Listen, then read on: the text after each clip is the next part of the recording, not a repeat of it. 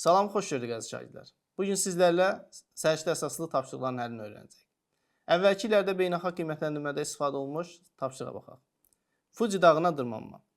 Fuji dağı Yaponiyada yerləşən məşhur sönmüş vulkandır. Fuji dağı hər il yalnız 1 iyul 27 avqust tarixləri arasında istimai üçün açıq olur.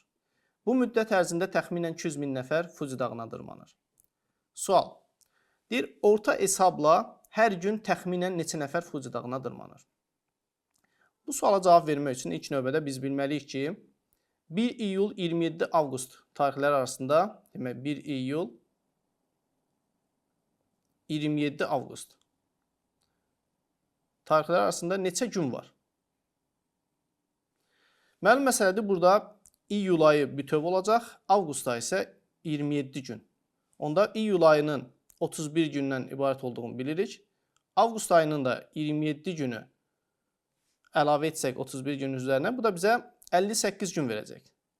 Demək, Fuji dağı hər il 58 gün açıq olur istimaiyyət üçün.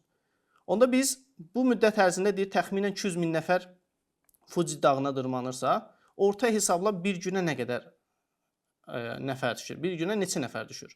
Onda biz 200 min nəfəri bölərik günlərin sayına, yəni 58 günə. Bu da bizə təqribən 3400 nəfər verər. 3400 nəfər. Yəni doğru cavab C variantı olar. Demək, orta hesabla hər gün təxminən Fuji dağına neçə nəfər dırmanır? 3400 nəfər.